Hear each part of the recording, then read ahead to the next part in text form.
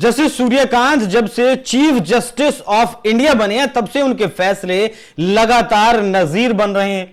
उनकी हर एक टिप्पणी की, हर एक फैसले की फिलहाल चर्चा हो रही है। इससे पहले इलाहाबाद हाईकोर्ट का जो फैसला था उसे बदलने का मामला हो, जिसमें जज साहब ने कहा था कि नाड़ा तोड़ना या पकड़ना रेप की कोशिश या रेप जैसी घटना नहीं होती, उस फैसले को पलटना हो, या फिर अब कोलेजियम की वकालत करते हुए उसमें सुधार की बात हो, या फिर जो हाई कोर्ट्स हो, लोअर कोर्ट्स हो, सुप्रीम कोर्ट्स हो, उनमें जो मामले लंबित पड़े हैं उन पर खुलकर बोलना हो, या फिर जो लिस्टिंग होती है मामलों की, कब किसकी लिस्टिंग होगी, कैसे लिस्टिंग होगी, उसमें सुधार करने की प्रक्रिया हो, तो सीजीआई सूर्यकांत के हर एक फैसले की फिलहाल चर्चा हो रही है। उन्हीं में से उनकी दो टिप्पणियों की आज चर्चा करेंगे, जिसमें उन्होंने कॉलेजियम में सुधार की वकालत की है और यह बताया है कि जो लंबित मामले हैं वो कैसे कम किए जा सकते हैं, उनसे कैसे निपटा जा सकता है। नमस्कार, मैं हूं आपके साथ अभिषेक पुंडी और मेरे साथ इसी विषय पर चर्चा करने के लिए मौजूद हैं प्रशांत त्रिवेदी जी, सुप्रीम कोर्ट में वकील है। सर, बहुत स्वागत है आपका एनएमएफ न्यूज पर। नमस्कार अभिषेक जी।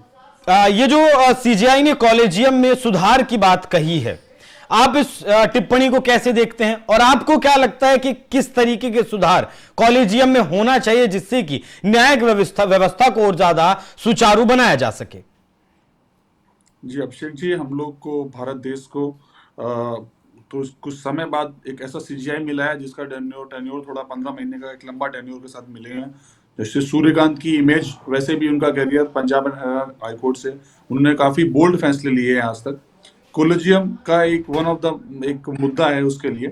अब हम लोग होपफुल है कोलेजियम के अलावा भी यहाँ पे जो मेन मुद्दे आज की डेट में सुप्रीम कोर्ट के जो अधिवक्ता हैं, हमारी जुडिशरी फेस कर रही है, वो स्पीडी डिस्पोजल ऑफ केसेस है। बहुत सारी पेंडेंसी हमारे यहाँ सुप्रीम कोर्ट में केसेस की पेंडेंसी बढ़ती जा रही है, उसके डिस्पोजल के लिए infrastructure is another problem. Judiciary का इंफ्रास्ट्रक्चर कैसे बढ़ाया जाए। उसके बाद कोलेजियम में आता है जजेस का अपॉइंटमेंट कैसे हो। जजेस का अपॉइंटमेंट हायर जुडिशरी में हो या लोअर जुडिशरी में हो, दोनों ही एक मुद्दा है। लोअर जुडिशरी का अपॉइंटमेंट डायरेक्ट एग्जाम के थ्रू होता है, कोलेजियम में एक कोलेजियम के थ्रू होता है जुडिशरी में। तो जस्टिस सूर्यकांत क्योंकि 15 महीने का टेन्योर लेके आ रहे हैं और उनसे ये उम्मीद है कि वो जल्द से जल्द कोलेजियम के मुद्दे में अपना स्ट्रिक्ट व्यू लेंगे। जो देखने वाली बात रहेगी वो ये बात रहेगी कि कोलेजियम में पहले भी एक एनजीएससी का बिल आया था जिसको सुप्रीम कोर्ट ने दरकिनार कर दिया, खारिज कर दिया, कहते हुए कि इंडिपेंडेंस ऑफ जुडिशरी पे डायरेक्ट थ्रेट है पॉलिटिकल पार्लियामेंट का। तो अब एनजीएससी के एब्सेंस में कोलेजियम एक रिकमेंडेशन है जहां से अपॉइंटमेंट जजेस का होगा। कोलेजियम में हमें बैलेंस जजेस को भी करना होता है कि कैसे क्वालिटी भी मेंटेन करी जाए, कैसे गुणवत्ता बढ़ाई जाए और एग्जीक्यूटिव्स का इन्वॉल्वमेंट कम करा जाए और जुडिशियल की इंडिपेंडेंस को ध्यान में रखा जाए। ये मुद्दा है। अब देखते हैं जस्टिस सूर्यकांत का पहला इसमें क्या रुख रहने वाला है उनका। अच्छा सर, ये बताइए, जज का बेटा ही जज क्यों बनेगा, कोई और क्यों नहीं बन सकता? नहीं, जज का बेटा ही जस्टिस गवाई ने भी ये रिसेंटली कहा है, जज का बेटा ही जज बनेगा। ये केवल उसकी डीमेरिट तो नहीं हो सकती। अगर कोई वाकई काबिलिए तारीफ एडवोकेट अधिवक्ता है और उसका वन ऑफ द मेरिट्स उसकी है, वन ऑफ द ये कंसिडरेशन है कि वो किसी पर जुडिशियल फैमिली से ही बिलोंग कर सकता है, तो ये उसकी डीमेरिट तो नहीं हो सकती। डीमेरिट नहीं, जज का बेटा जज बने ठीक है, लेकिन मेरा सवाल है कि कोई और क्यों नहीं बन सकता? नहीं, कोई और मैं इसको ऐसा it's a fair criticism, but ऐसा नहीं है कि सिर्फ जजेस के ही बच्चे बन रहे हैं। हालांकि कुछ सुधार की गुंजाइश है, लोगों को, नए लोगों वही मैं जानना चाहता हूं कि क्या सुधार हो सकते हैं। आप एक वकील हैं, आप प्रैक्टिस करते हैं सुप्रीम कोर्ट में, आपको क्या लगता है कि क्या सुधार होने चाहिए जिससे कि मामलों को जल्दी निपटाया जा सके, न्याय जल्दी मिल सके? जी, सुधारों की माने तो अभी वर्चुअल मूड ने काफी हद तक राहत दी है हमें। अभी वीसी टेक्नोलॉजी की मदद से हम लोग सारे रीच आउट कर रहे हैं। अब केरला में बैठा हुआ, कर्नाटका में बैठा हुआ कोई भी इंसान अपने केसेस को सुप्रीम कोर्ट में चला सकता है। तो उसके लिए वो ड्यूरेशन जो होता था, उनको आना पड़ता था, ये होना, तो वो अभी कम से कम हो गया है। एटमॉस्फेयर ठीक ना हो, कैसी भी कंडीशन हो, उसको भी हम मात दे के और अपने केसेस पे फोकस कर सकते हैं। तो ये टेक्नोलॉजी की मदद से इसका डिस्पोजल में हम मदद मिल रही है। और जहाँ तक कि अपॉइंटमेंट का सवाल है, वहाँ तक कुछ हद तक सरकार का अभी भी इन्वॉल्वमेंट रहता है, वो क्लियर नहीं करते हैं।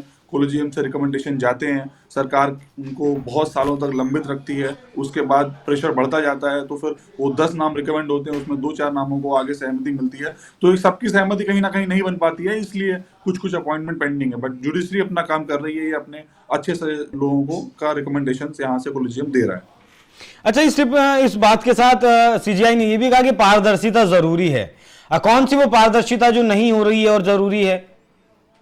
देखिए, पारदर्शिता को हमें बैलेंस करना पड़ेगा प्राइवेसी से। पारदर्शिता जरूरी है, लेकिन प्राइवेसी भी जरूरी है। जब जजेस के कोई कैंडिडेट्स होते हैं, अधिवक्ता होते हैं, वो जुडिशरी के इंटरव्यू के लिए आते हैं, उनका पूरा होल एंड बैकग्राउंड सब कुछ कमेटी के पास होता है। ट्रांसपेरेंसी के नाम पे हम वो चीजें पब्लिक में तो डिस्क्लोज नहीं कर सकते। सपोज किसी का कुछ ड्रीम है, रिक्वेस्ट भी है, उसका अपॉइंटमेंट नहीं हुआ है, बाद में उसको तो वापस जाके प्रैक्टिस करना है। तो जो कैंडिडेट्स आते हैं, ऐसे तो कोई कैंडिडेट सामने आएगा नहीं। सपोज 50 लोगों को आपने बुलाया इंटरव्यू के लिए, उसमें सिलेक्ट तो आपको एक को करना है, बाकी 49 को आपको वापस प्रैक्टिस में जाना है। तो वो डिटेल लेके पब्लिक इमेज में कैसे जाएंगे? तो उनकी भी प्राइवेसी हमें मेंटेन करनी पड़ती है कंसीडरिंग अपॉइंटमेंट। ट्रांसपेरेंसी भी जरूरी है कि भाई कितने लोग आए, कैसा इंटरव्यू हुआ, क्या पॉइंट्स मिले उनको, क्या पैरामीटर्स थे जिन पे उनको कंसिडर किया गया।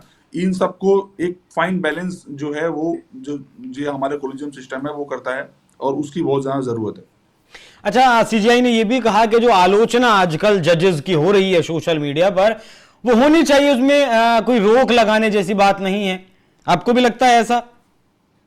फेयर क्रिटिसिज्म तो हमारा कॉन्स्टिट्यूशन संविधान आर्टिकल 19 भी में परमिशन देता है, इसमें कोई आपत्तिजनक बात नहीं है। कोई जजमेंट आता है, कोई आता है पब्लिक की उसमें आता है, उसका फेयर क्रिटिसिज्म होना चाहिए, बट उसका कंटेम्प्ट तक ना पहुंच जाए। बात हमें इस चीज का ध्यान रखना चाहिए, हम इतना भी कुछ नहीं बोल दें जो फैक्चुअली इनकरेक्ट हो और उसमें कंटेम्प्ट की नौबत आ जाए। तो फेयर क्रिटिसिज्म तो in any democracy it is a welcome step. अच्छा, इससे पहले भी एक सीजीआई के द्वारा फैसला लिया गया था कि जो आपकी भाषा में तो पता नहीं क्या बोलते होंगे, जो लिस्टिंग होती है मामलों की वो ऑटोमेटिक हो जाएगी, कुछ इसी तरीके का फैसला लिया गया। उस फैसले से आप लोगों को राहत मिलेगी, मदद मिलेगी? क्या वो फैसला है, जरा बताइएगा। जी, CGI is a master of roster. वन रहता है, उनका ही डिसीजन रहता है कि इस बेंच के पास कैसे कैसे जाएंगे, कैसे लिस्टिंग रहेगी। तो उन्होंने ये फैसला लिया है, क्योंकि लिस्टिंग जो होती है बहुत हद तक पहले मैनुअल हुआ करती थी। हम लोग केस दाखिल करते थे, फिर रजिस्ट्री के चक्कर लगाने पड़ते थे, डिफेक्ट क्लियर करो, फिर उसको लिस्ट कराओ। अभी लिस्ट में आएगा, मेंस में आया, एडवांस उसमें नहीं आया। तो अभी बहुत हद तक टेक्नोलॉजी का सहारा लेते हुए जस्टिस सूर्यकांत ने, जस्टिस गवई ने भी, जहां तक जस्टिस चंद्रचूड़ ने भी उस तक काफी बोल्ड स्टेप्स लिए थे। अभी उसमें आप फाइल करते हैं केस, उसका ऑनलाइन फाइलिंग हो गया है, पोर्टल के थ्रू फाइलिंग है, अपने आप आपको डायरी नंबर वगैरह वहां पे मिलता है, लिस्टिंग की date, you can check it online also. So कुछ हद तक जहां तक ह्यूमन इन्वॉल्वमेंट है वो कम करेंगे, तो आई थिंक ये लिस्टिंग वगैरह की समस्या थोड़ी समाधान हो जाए। अभी फिलहाल तो राहत है, मैटर्स लिस्टेड हो रहे हैं, उन्होंने मिसलेनियस डे भी बढ़ा दिए हैं, तो अभी ज्यादा से ज्यादा मैटरों की सुनवाई हो रही है। बहुत धन्यवाद सर जुड़ने के लिए और इस विषय पर चर्चा करने के लिए। बाकी सीजीआई सूर्यकांत लगातार एक ऐसे फैसले ले रहे हैं जिन्हें ऐतिहासिक फैसले बताए जा रहे हैं, और वकीलों का भी उससे जो वर्क प्रेशर है वो कम हो रहा है और लोगों को न्याय जल्दी मिले उसकी भी उम्मीद जताई जा रही है। बाकी 15 महीने का टेन्योर सीजीआई सूर्यकांत का है, तो देखना है कि इस टेन्योर में वो क्या कुछ क्रांतिकारी न्यायपालिका में करते हैं जिससे कि लोगों को न्याय जल्दी मिले। बाकी आप लोग इस विषय पर क्या सोचते हैं, कमेंट बॉक्स में अपनी राय जरूर बताइएगा। नमस्कार।